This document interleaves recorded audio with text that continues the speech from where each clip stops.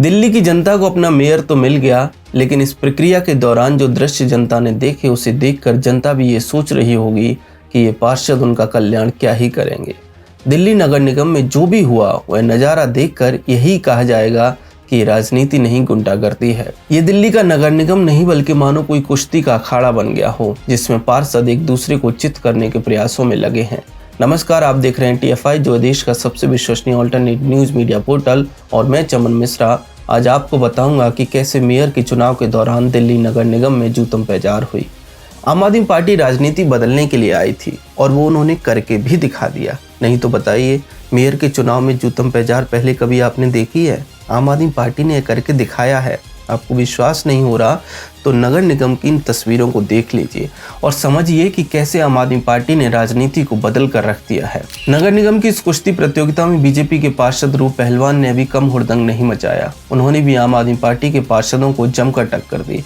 कहने को तो यह सभी पार्षद जनता द्वारा चुने हुए थे, पार्टियों के टिकटों पर जीत कर आए थे, लेकिन लड़ाई ऐसी कर रहे थे मानो स्कूल में 11वीं क्लास के छात्र 9वीं क्लास वालों से भिड़ रहे हों।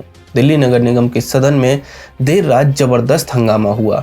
बात इतनी बिगड़ गई कि मेयर चुनाव के बाद स्टैंडिंग कमेटी के चुनाव को लेकर बीजेपी और आम आदमी पार्टी के पार्षद आपस में हाथापाई करने लगे। दोनों पक्षों के पार्षदों ने एक दूसरे का डटकर सामना किया, मानो दिल्ली का नगर निगम कोई संवैधानिक परिषद नहीं बल्कि शास्त्री नगर की गली नंबर 5 के लोगों की आपसी रंजिश हो। सभी पार्षदों ने धक्का मुक्की और हाथापाई करके जनता को ये पूरा विश्वास दिलाने की कोशिश की कि उनका नगर निगम सही हाथों में है। पार्षदों के हंगामे के कारण सदन की कार्यवाही 4 बार स्थगित करनी पड़ी। हाथापाई, धक्का मुक्की, वाद विवाद तो बच्चों के तरीके हैं और हमारे दिल्ली नगर निगम के पार्षद इस मामले में कोई कच्चे खिलाड़ी थोड़ी है। इसलिए उन्होंने सदन के अंदर ही जल युद्ध छेड़ दिया, जमकर एक दूसरे के ऊपर पानी फेंका। कार्यवाही के दौरान जो वीडियो सामने आए हैं उनमें पार्षद एक दूसरे पर पानी की बोतलें फेंकते दिख रहे हैं और जब पानी खत्म हो गया तो जूते, चप्पल, लात, घूंसे, सेब अर्थात जो भी हाथ में आ रहा है उसी से एक दूसरे पर हमला कर रहे हैं। MCD को चौथे प्रयास में अपना नया मेयर तो मिल गया, लेकिन बीजेपी का आरोप है कि स्टैंडिंग कमेटी मेंबर्स के चुनाव में धांधली हुई है। इस हाथापाई में महिला पार्षद भी पुरुष पार्षदों से पीछे नहीं रही। उन्होंने भी इस झड़प में बराबर की टक्कर ली। एक बार को भी नहीं लगा कि ओहो, महिलाएं ऐसे माहौल में क्या करेंगी। महिलाएं तो और आगे बढ़कर निगम के युद्ध में प्रतिभाग कर रही थी। ना महिलाएं पीछे रहीं और ना ही पुरुष। लेकिन इन तस्वीरों के सामने आने के बाद दिल्ली की जनता अवश्य पीछे छूट गई। दिल्ली में बुधवार को शैली ओबरॉय को नया मेयर चुन लिया गया। आम आदमी पार्टी के उम्मीदवार शैली ओबरॉय तो मेयर चुन ली गई, लेकिन अब MCD में स्टैंडिंग कमेटी के चुनाव को लेकर नया बवाल शुरू हो गया है। बुधवार की रात से गुरुवार की सुबह तक लगातार हंगामा और नारेबाजी चलती रही, जिसके बाद सदन की कार्यवाही शुक्रवार की सुबह 10 बजे तक के लिए स्थगित कर दी गई। बुधवार की रात से गुरुवार की सुबह तक 13 बार स्टैंडिंग कमेटी के चुनाव के लिए प्रयास किए गए, लेकिन आम आदमी पार्टी और बीजेपी के पार्षदों के बीच जमकर मारपीट हुई और हंगामा घंटों तक जारी रहा। आम आदमी पार्टी और भाजपा के बीच दिल्ली नगर निगम में शुरू हुई जंग शर्मनाक स्तर पर पहुंच गई है। 8 से ज्यादा बार नगर निगम की कार्यवाही बाधित होने के बीच दोनों दलों के सदस्यों ने एक दूसरे पर आरोप मढ़े। सभी सदस्यों ने सदन में ही नाश्ता किया और कुछ सदस्य सदन के अंदर ही सोते हुए दिखाई पड़े। इस पूरे विवाद के बीच यह बड़ा प्रश्न खड़ा हो गया है कि यदि सत्ता पक्ष और विपक्ष के दोनों प्रमुख दलों में इस स्तर पर टकराव होता रहा तो अगले 5 वर्ष तक निगम की कार्यवाही कैसे चलेगी। इससे दिल्ली का विकास कार्य प्रभावित होने की आशंका जताई जा रही है। वहीं इस पूरी घटना पर दिल्ली प्रदेश भाजपा के पूर्व अध्यक्ष व सांसद मनोज तिवारी ने कहा कि गुप्त मतदान की निष्पक्षता को बनाए रखने के लिए मोबाइल व कलम नहीं ले जाने के लिए आपके नेता सदन मुकेश गोयल के प्रस्ताव को भाजपा ने स्वीकार किया था।